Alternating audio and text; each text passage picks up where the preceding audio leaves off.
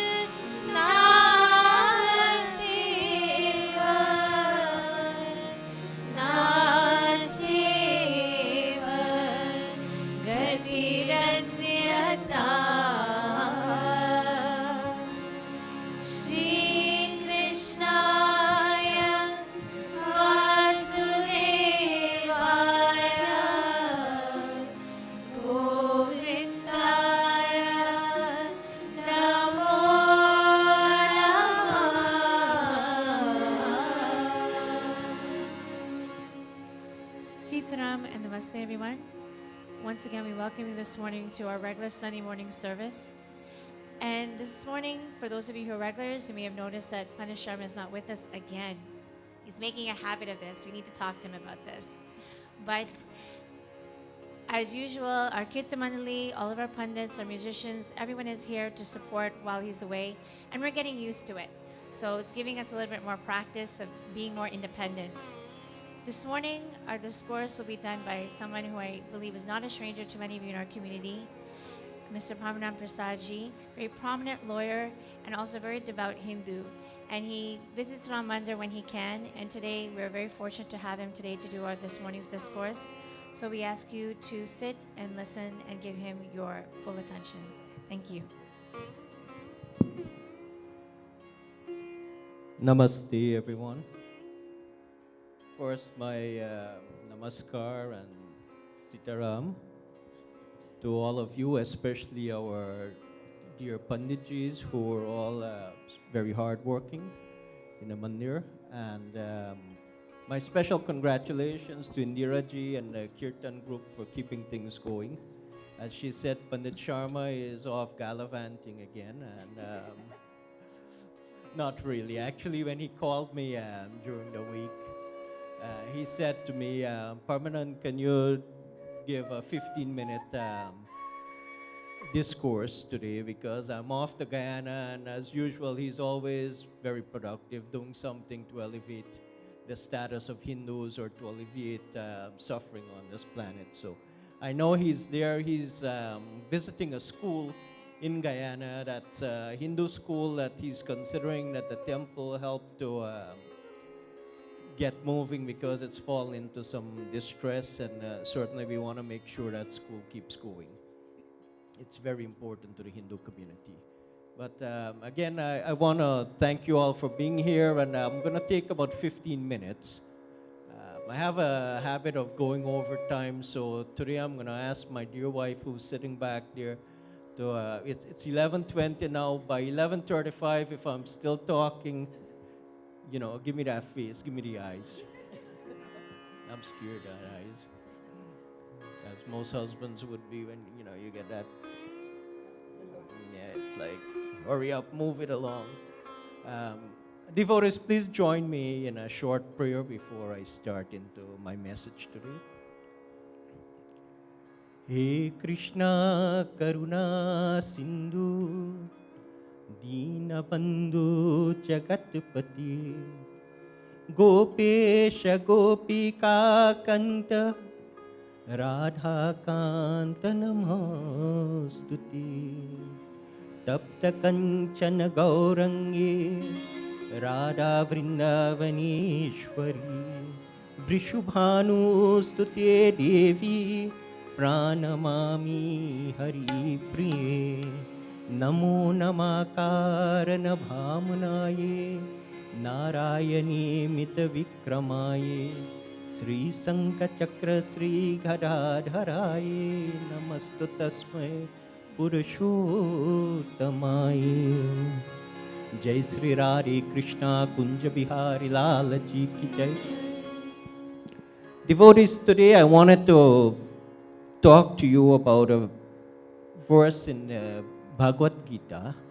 It's a message today that's nothing new. You have all heard this verse before, but it's often worth repeating. And the reason is, as human beings, we often see things in front of our eyes, yet we forget about them, or we need that occasional reminder. To give you an example, I know I'm not supposed to eat a lot of sweets or to overeat in general, but every time, about once a year, I go see a dear family friend who's a cardiologist, and this doctor actually has a tape, and beyond a certain number, it's red. So he'll remind me, hey, Parmanan, you're in a red zone, you need to cut back. And I'll walk out of there, yes, doctor, I know what you're saying, and I know it's better for my health and what's not. And he's obviously got my best interest at heart, but a few days later, I often will end up eating too much matar paneer, or I love rasmalai, so that doesn't help in the cause of losing a few pounds. And the same thing, we often speed or do other things that we shouldn't be doing. So today I want to talk about verse chapter 9 of the Bhagavad Gita, verse 26. Patram pushpam phalam toyam. I don't think there is any one of you who's over the age of 21 in this mandir today who's never heard this verse. If you haven't, then well, welcome to it. So please join me. Patram pushpam phalam toyam yo me bhaktya prayachati tadaham bhaktya uparatam asnami prayatmana. What this verse says in very simple terms, Lord Krishna speaking to Arjuna, of course, on the battlefield of Kurukshetra, says to him, and we're talking here about devotion mainly. If one offers to me with love and devotion a fruit, a flower, a leaf, or even water, I will accept it. Now I could finish my talk here because that's simple enough, right? Offer to the Lord fruit, a leaf, flower, water. Now we could all be back there having lunch in a few minutes. But it's a little deeper than that. So, first of all, why even bother? Why do puja? Why do offerings to the Lord? Simple reason, really. And truly, as Hindus, we believe that there is a Supreme Lord, and that He is the giver and provider of everything. Does the Lord really need us to offer any of these things? Absolutely not. To begin with, we own nothing, so how can we give that which we do not own? Everything that's given to us comes from the Lord, by the grace of the Lord. What we do when we make offerings, whether it's puja here or on a weekly basis, you'll see pandits offering, grains, attar, flowers, sweets, etc. Typically, they offer about 16 items when they do puja up there. It's symbolic.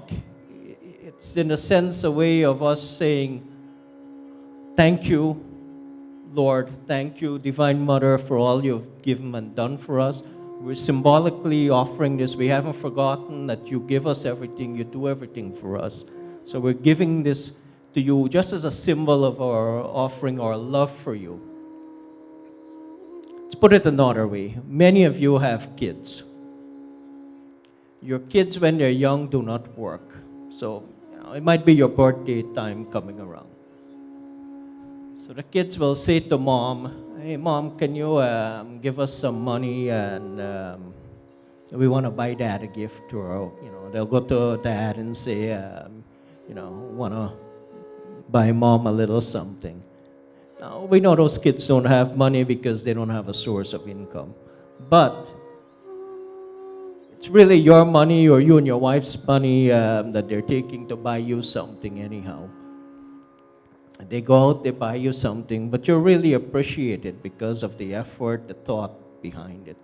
So you accept it with the love that they give you. It might not even be something very fancy or expensive, but just the love that it's done with. Now, just to give you a quick roadmap as to where I'm going with this. The verse is simply enough what to offer, but I've covered why we offer it. Now, to whom do we offer? It's important that we understand when we make offerings, they're done essentially to the Supreme in the form of Bhagwan Sri Krishna, Bhagwan Sri Ram, Vishnu Bhagwan, or Shiva Bhagwan. You'll notice that regardless of which deity you've made prasad and you come and you do puja, whether it's Hanuman Swami, Ganapati Bhagwan, whichever deva, typically Pandits will chant the mantra. After doing Sankalp, which typically it's Om Vishnu, Vishnu, Vishnu, Advait Mahapurush Dasya, they're calling the name of the Supreme Lord, Bhagwan Vishnu, to come here and accept the offerings. But even when we do other offerings, you'll typically hear Tvadyam Vastu Govinnam Tumyameva Samarpet Grihana Sammukho Bhuktva Prasida Purushottamam. And the reason for that is that everything that is offered must first really be offered to the feet of the Supreme Lord. Think of the Devas and the Supreme Lord as though the Supreme Lord is that the trunk of a tree supporting everything else, the trunk and the roots of the tree. And the Devas are like branches. When we water a plant or a tree, we don't normally water the branches. We water the roots, because everything in Gita, Bhagavan says in chapter 3, everything that is done is given to me. And he nourishes everything else, including the Devas. The other reason we really offer, and we should really and foremost make our offerings to the Supreme Lord, is because whatever is offered to the Devas is temporary. You will get the blessings, and at the time of death, whoever worships the Devas will go to the Devas. Whoever worships spirits will go to the spirits. This is in chapter 3 of the Gita. Unfortunately, because of time, I'm not going to get too much into that, because those are other long kathas that can take quite a while. Those who worship me come to me. The Supreme Lord says that. Now, the problem with just worshiping Devas is at some point you exhaust the karma, the good karma that's done through worship of the Devas, and you will return to life in the material plane. And then again, you're subject to all the modes of material nature and to karma, the laws of karma. When you offer to the Supreme Lord and you're blessed and you purify your karma, you never come back or are subject to the laws of karma because you're now merged with that Supreme Personality of God. You become a part and a parcel, that purity of Bhagavan, that you're never touched again by the laws of material nature, which means you don't have to go through the cycles of birth, rebirth, old age, sickness, and all of the things that we go through in the course of a human birth or any kind of birth in this material plane. Our scriptures tell us, and this again is another, would be a fairly long kata, that out of the many hundreds of thousands of living entities, we are blessed anytime we're lucky through good past karma to attain this human birth. It is a waste when we do not do things to purify our karma during this birth by wasting our energies. Unfortunately, we live in a world where oftentimes, because of the maya or illusion of the world, we spend a lot of time chasing after temporal things, things that will vanish or are just illusory in the sense they're there one moment, gone the next moment. It's important that we keep focus on the fact that this birth is a real gift as human beings. We have the consciousness, we have the ability to really associate closely with the Supreme Lord by doing pious activities. Now, getting back to Yada, to the verse and what to offer. The Lord says, offer to me a flower, a leaf, a fruit, water with devotion. That's not an exhaustive list. I think what was meant there was to give us the idea that the Lord does not need anything fancy. What is most important, and twice in that verse, bhakti or devotion is noted because that's the emphasis there. Whatever we do must be done with that love and devotion, that gratitude, not to be proud or, false ego. Don't do anything with that.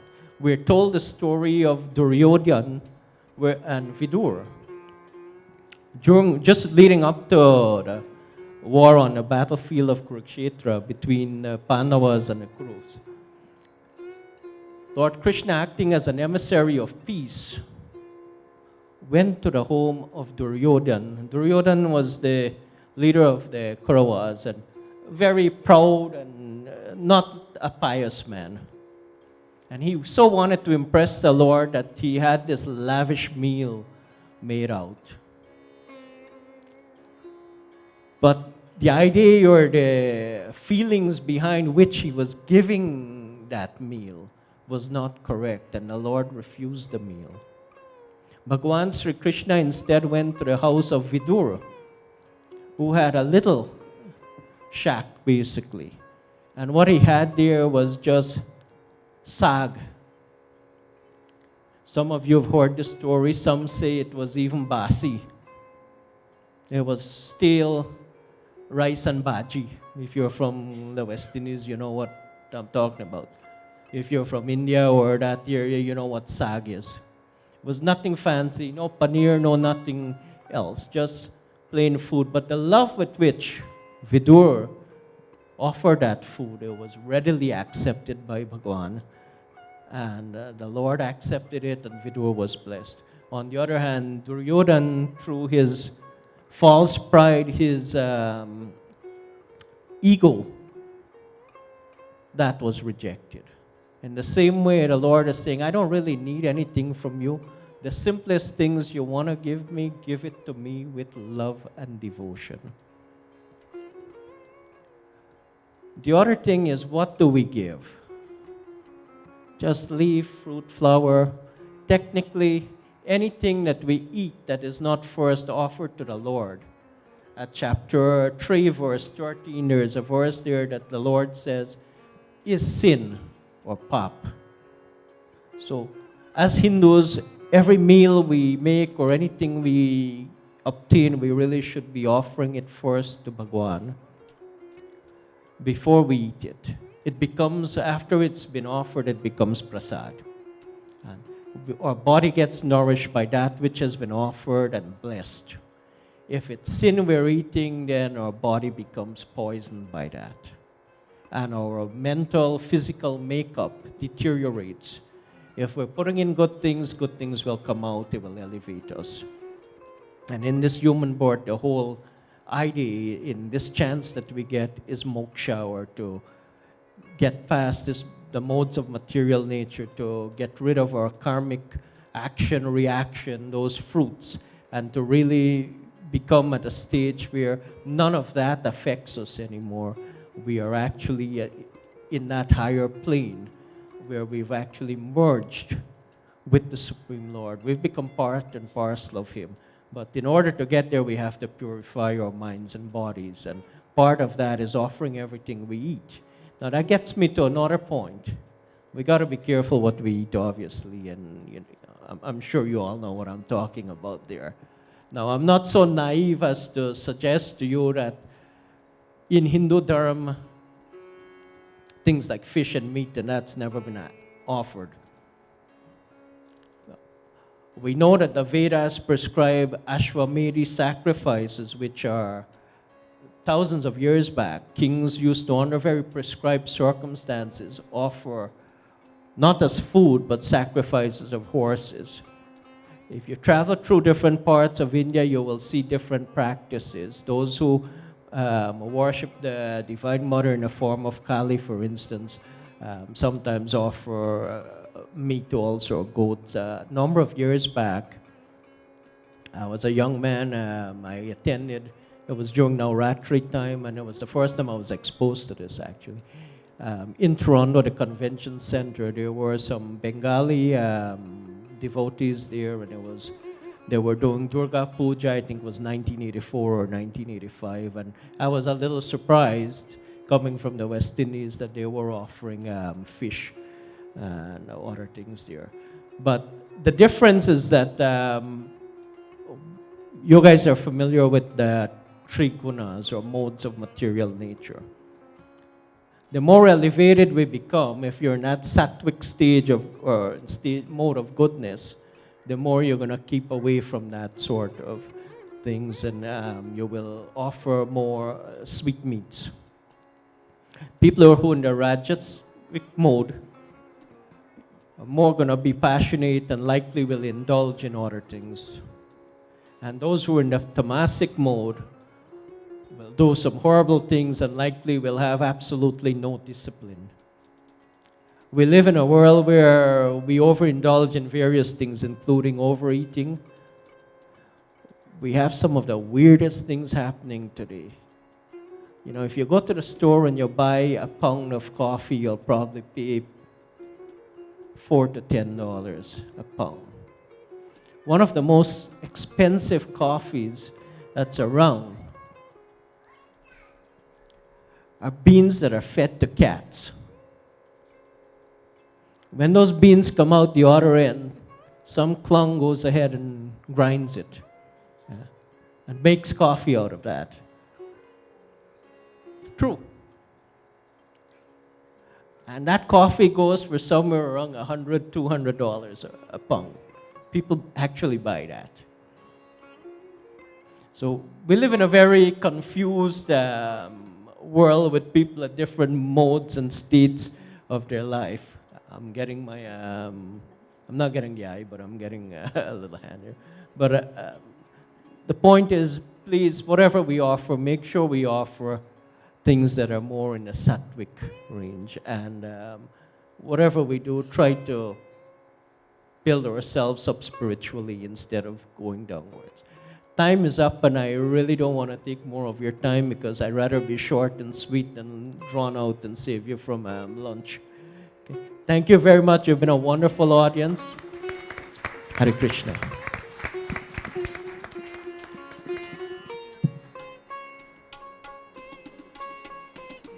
Thank you, Uncle Pamji. And once again, I'm sure all of you can appreciate his brief message this morning, reminding us, because sometimes reminders are important, reminding us about the importance of puja and what it really means, and realizing that some of us as Hindus believe that Hinduism is a very complicated religion, that it involves a lot of things, and it involves, a lot of ingredients and a lot of rituals. And people think when they think about Hinduism, it's a very difficult religion to follow, but it's not. Very simple. And puja is simply adoration, the same kind of love and adoration that you would show to someone you love. Puja is simply that.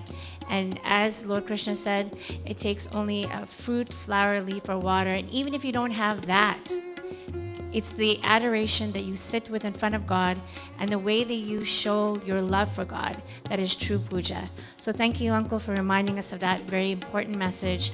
And remember, it's not a confusing religion. It's only confusing if you don't take the time to understand it. Everything has a meaning. Everything has a symbolism.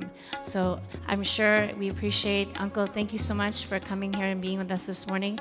And to those of you who are here for the first time this morning, we have a few messages to share with you.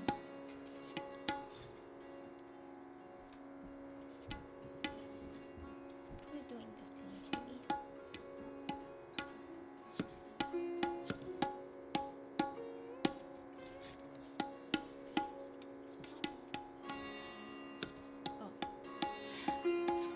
First of all, today we'd like to thank Anand Singh and family. They have sponsored Priti Bhoj. Let's give them a big round of applause.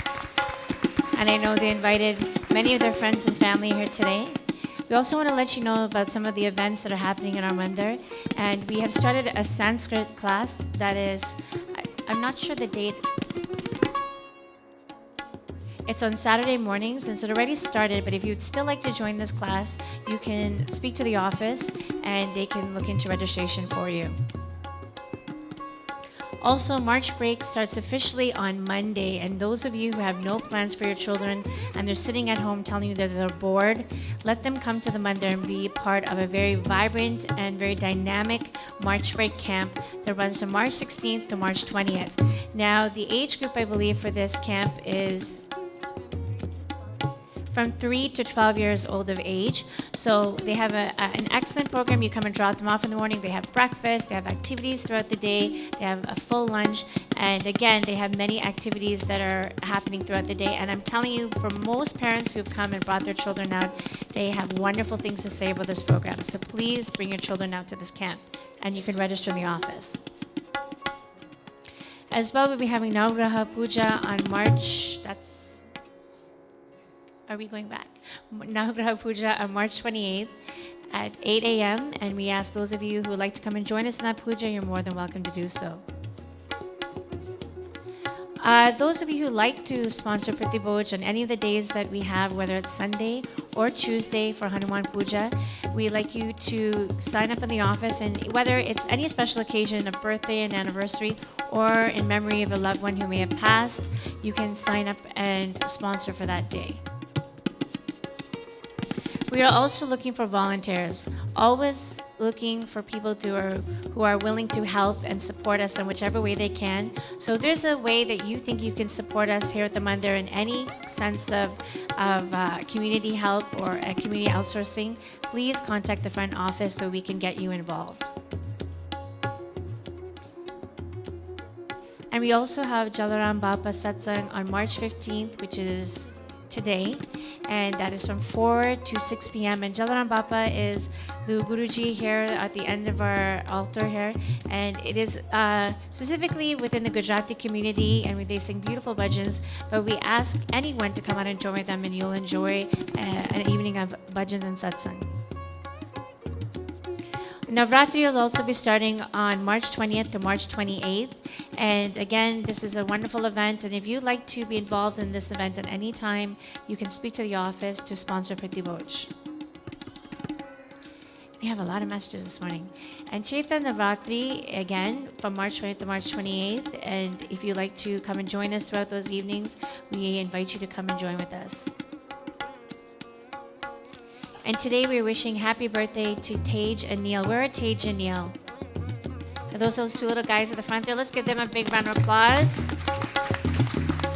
Celebrating their birthday. Now March break has started for these for many of our students here, so it's wonderful that Tage and Neil have decided to come with their mom and dad and celebrate their birthdays here in the Mandar.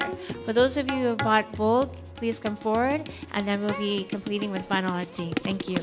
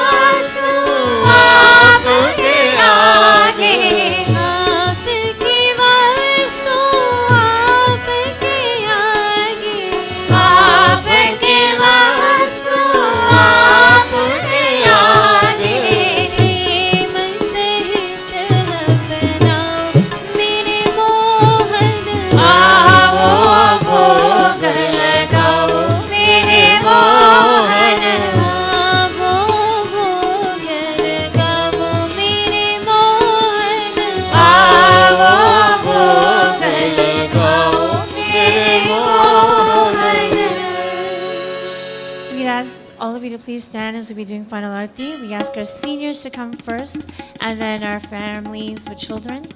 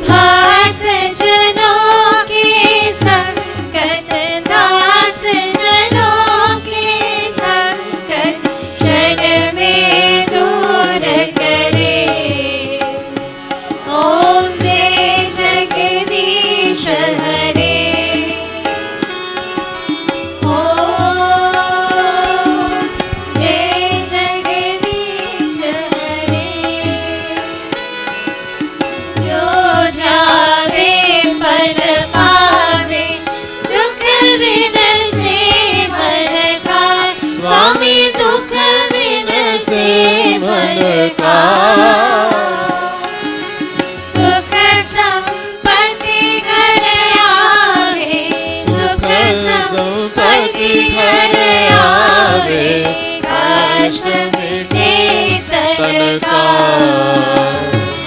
ओम जय जगदीश हरे। ओम जय जगदीश हरे।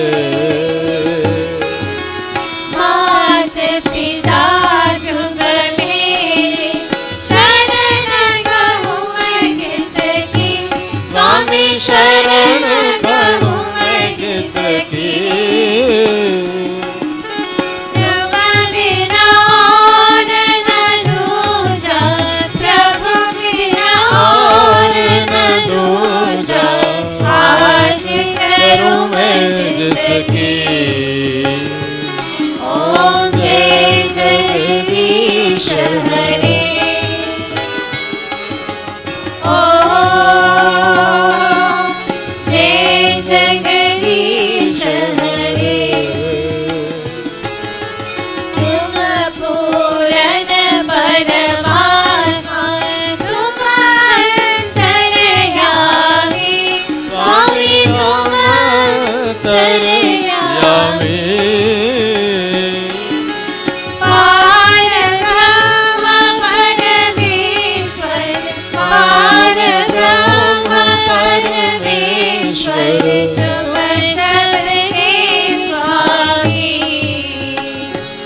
ओम जय जगदीश हरे। ओम जय जगदीश हरे। तुम करुणा के सागर, तुम पालन करता। स्वामी तुम पालन करता।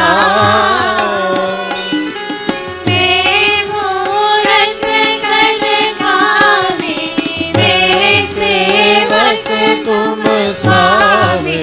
कृपा करो वरदान। ओम जय जगदीश हरे। ओम जय जगदीश हरे। तुम हो एक अगोचर, सबके प्राण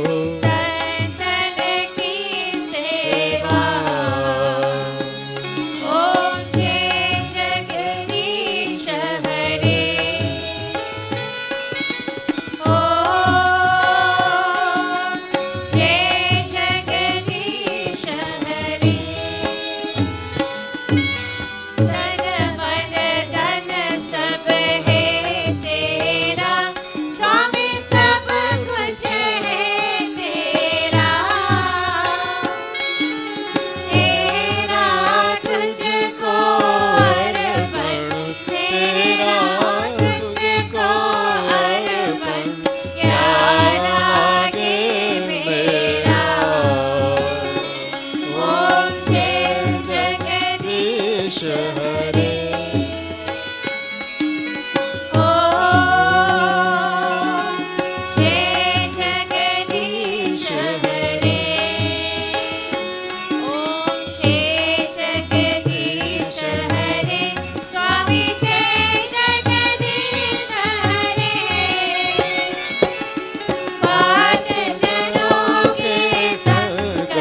दास जनों के संकट क्षण में दूर करे ओम जय जगदीश हरे ओम जय जगदीश हरे ओम जय जगदीश हरे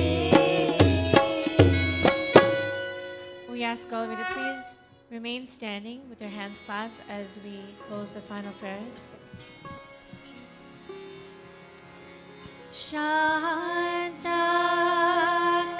Shantakaram Bhujagashelam Padmanabham Suresham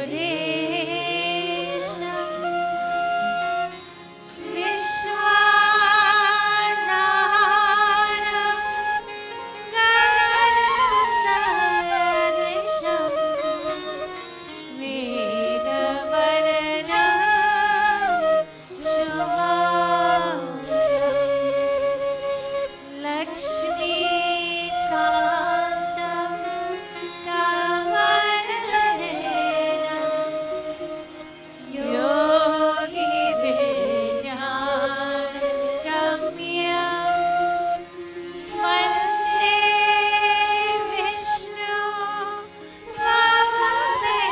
Bhavadeharanam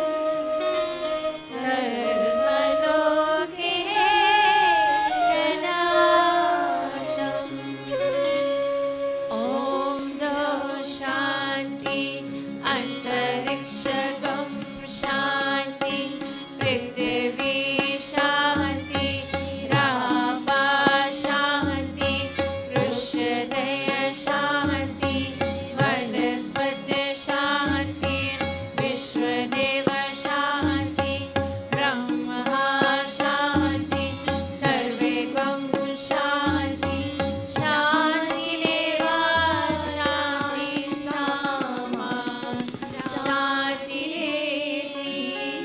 Let us all please bow our heads to the ground if we can. Om Guru Brahma Guru Vishnu Guru Devo Maheshwara Guru Sakshat Param Brahma Tasmai Shri Gurave Namaha Asatoma Sargamaya Tamasoma Jyotirgamaya Mrityoma Amitam Gamaya Om Shanti Shanti Shanti Hari Om. Sit down everyone, and we'd like to ask all of you to join us in singing happy birthday to Tej and Neil.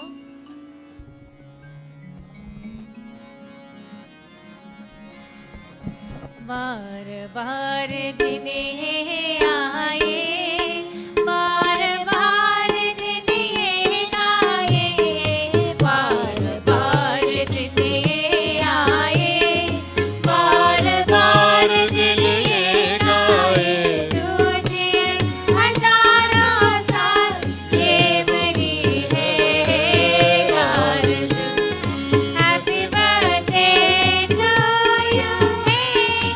Happy birthday to you,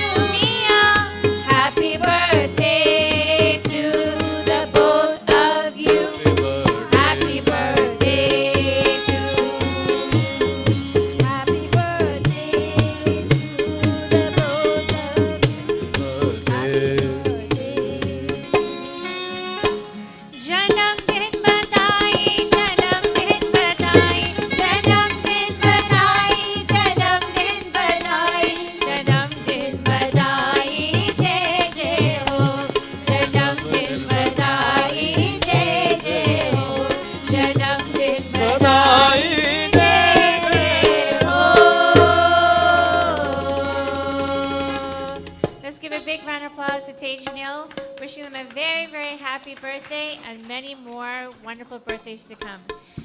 Those of you who are still here, please be seated. Arti will be passed around, and Panchamrit, and we invite all of you to the banquet hall for Priti Bhoj. Thank you very much. Namaste, and may God go with you.